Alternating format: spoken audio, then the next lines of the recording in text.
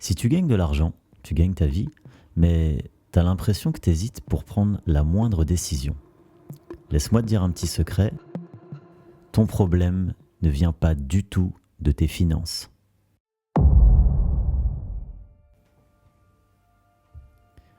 Tu travailles, tu as un salaire, tu as même peut-être des économies, et pourtant, quand il faut dépenser, investir, refuser quelque chose ou changer une situation qui ne te va pas du tout, tu bloques. Comme si tu étais crispé, à la fois dans ton corps et dans ta tête. C'est comme s'il y avait une partie de toi qui se disait c'est une simple décision, ça ne va pas changer ma vie, mais il y a quelque chose de plus profond, de plus intérieur qui freine. Comme si cette décision aurait forcément une incidence négative pour ton toi du futur. Un peu comme si prendre cette décision, ça allait forcément te faire perdre quelque chose de plus important que ce que ça t'apporterait. Alors, tes réactions, tu repousses, tu hésites, tu remets ça à plus tard. J'attends encore un peu. T'essayes d'avoir encore plus d'avis de tes proches. Tu lis beaucoup de commentaires sur Internet. Tu te renseignes auprès de tes collègues. Tu continues d'étudier le truc.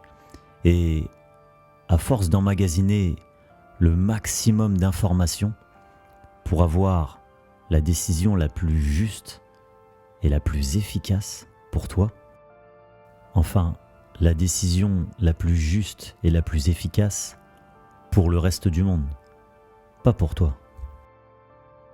Toi là-dedans, t'es juste une sorte de récipient, quelque chose qui récupère des informations, qui essaye de les trier, mais qui se perd complètement à l'intérieur.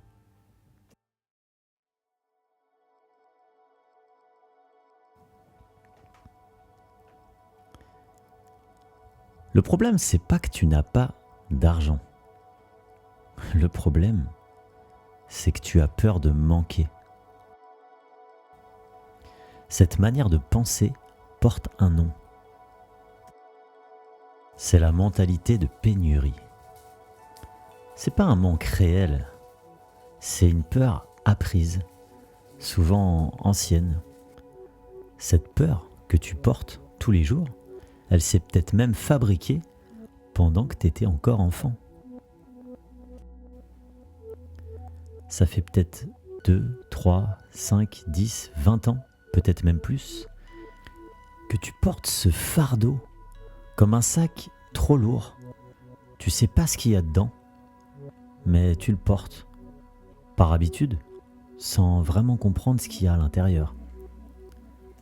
Et peut-être même qu'aujourd'hui tu te dis « De toute façon c'est comme ça, je vois vraiment pas comment ça pourrait être autrement ».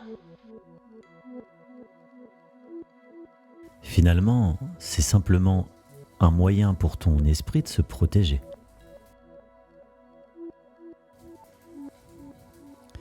C'est comme si ton cerveau avait appris que dépenser, choisir ou tenter quelque chose, ça voulait dire danger. Alors, il te maintient dans une illusion de sécurité. Mais malheureusement, c'est ce qui t'empêche aussi d'avancer.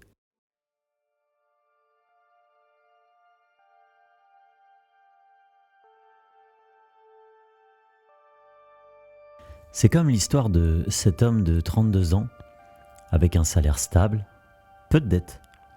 Il hésitait pendant des semaines pour une dépense de 200 €.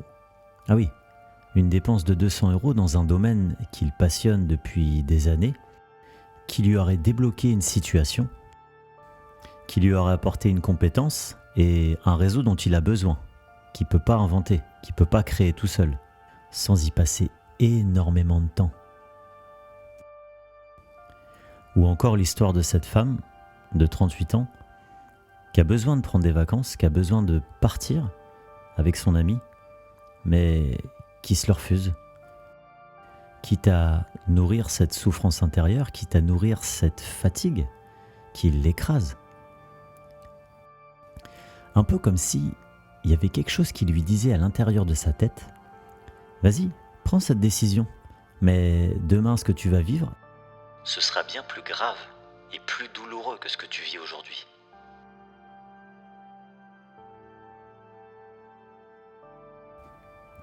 C'est pas parce qu'ils ne peuvent pas payer le coût de ces choses. C'est plutôt comme si leur cerveau leur criait « Et si demain, ou dans une semaine ou dans 6 mois, t'en as vraiment besoin de cet argent, tu fais comment ?» Résultat, c'est un stress constant. C'est pas qu'il te manque de l'argent. C'est que t'as un manque de sécurité intérieure. Bon, maintenant qu'on sait ça, qu'est-ce qu'on fait ? La première étape, arrêtez de croire que cette peur te protège.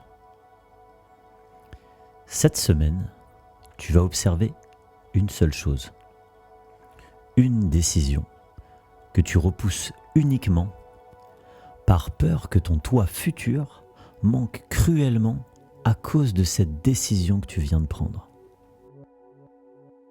Cette semaine, le but c'est pas d'agir dessus. C'est juste pour voir là où la peur décide à ta place.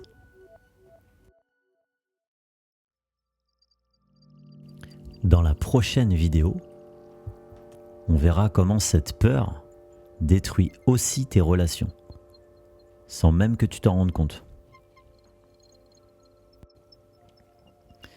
Si cette vidéo a fait écho à quelque chose en toi, je t'invite à la liker et à la partager si tu as un proche qui vit un peu la même chose que toi.